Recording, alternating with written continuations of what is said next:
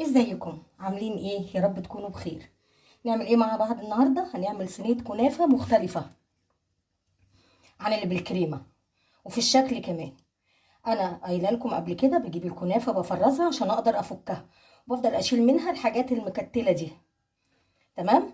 مسيحه السمنه، كوبايه سمنه، وعامله الشربات حسب من، يعني حسب كميه الكنافه اللي عندك. تعملي كوبايه، تعملي كوبايه ونص. ولازم تكون في الكنافه الشربات بارد والكنافه سخنه، وتحطي معلقه عسل الكليكوز اللي قلنا عليه. بيدي لمعان حلو قوي قوي للحلويات بجد. حاجه سحر كده، وما بتخليش السكر يخرز ولا الكنافه. بتكون بتلمع كده وحلو. كنت مفرزه الكنافه وفتفتها اهو. اجيب السمنه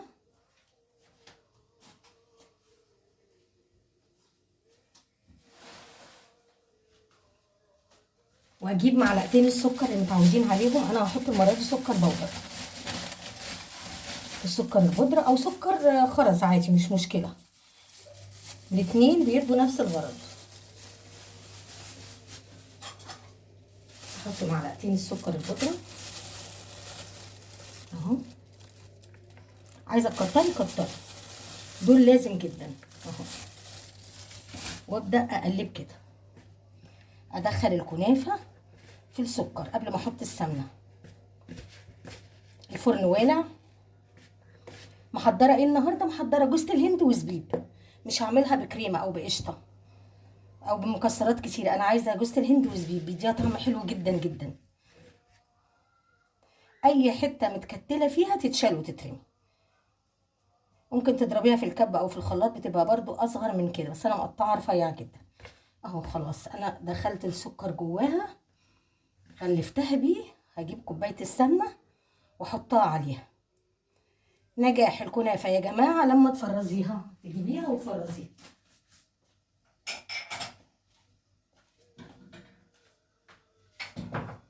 عشان ما اطولش عليكم هجيب السمنه وارجع لكم. ادي يا جماعه كوبايه السمنه. الكنافه يا بزبده يا بسمنه بلدي عليها، تكون دافيه ومتسيحه عشان ادخل كل الكنافه اغلفها بالسمنه.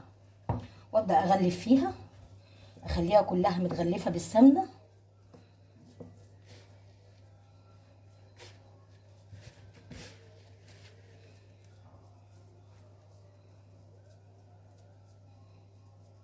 هغلفها كلها وارجع نكمل مع بعض. طبعا جبت الصينيه ودهنتها سمنه، بس سمنه مش سايحه عشان تبقى عامله غلافه كده، والكنافه تتحمر من تحت. انا عايزه الكنافه النهارده على شكل هلال. هعمل كده بسم الله الرحمن الرحيم، واعمل كده كنافه، نص الكنافه اهو.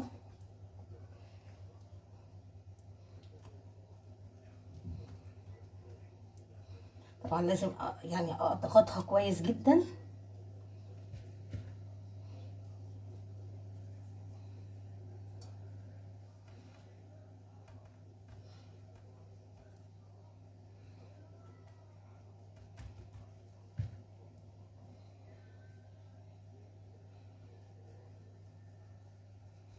هضغطها كويس قوي قوي عشان تبقى مظبوطه.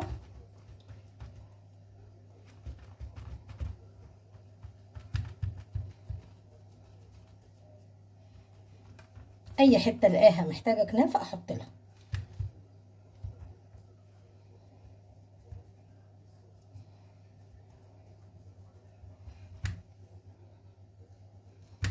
العسل يكون معمول وبارد يا جماعه.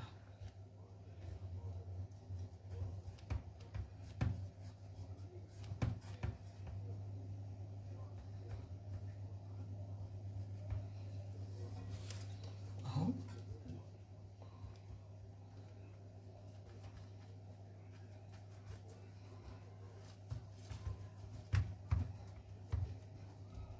واحطها مش على الارضيه بتاعه الفرن، لا، يعني تكون الشبكه قريبه من النار تحت عشان تستوي كويس ولونها يحمر وتبقى لونها ذهبي، عشان لما نقلبها يبقى لونها كويس. كده اشيل دي كده عشان بس اظبط.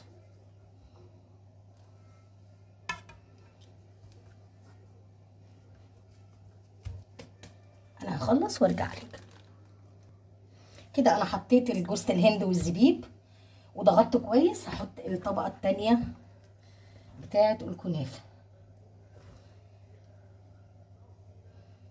على نفس الشكل واضغطها كويس وادهنها سمنه من فوق واحطها في الفرن.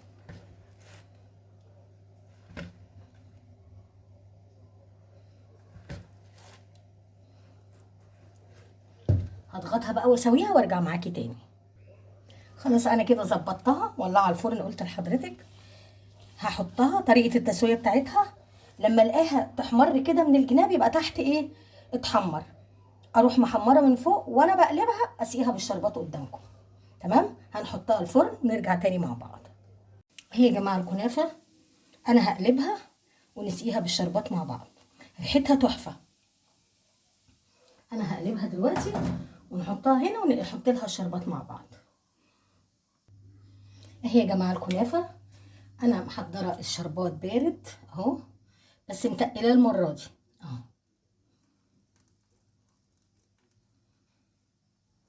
طعمها بيبقى تحفه.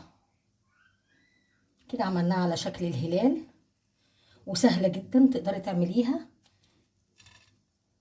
طبق صغير شويه بتاع التقديم اهو.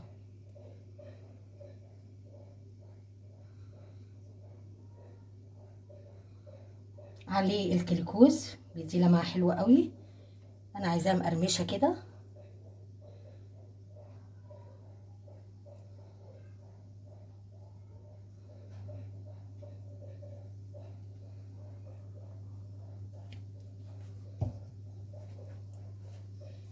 عملنا مع بعض الكنافه على شكل هلال اهي. هروق بس كده المكان. اهي يا جماعه الكنافه عملنا مع بعض الكنافه على شكل هلال. كل سنه وانتم طيبين. مقرمشه وتحفه اهي، لان انا بحب الكنافه مقرمشه. ان شاء الله باذن الله تعجبكم. جربوها سهله جدا ما بتاخدش وقت، وما دام بتحطي السمنه مظبوطه تتقلب معاكي بسرعه جدا.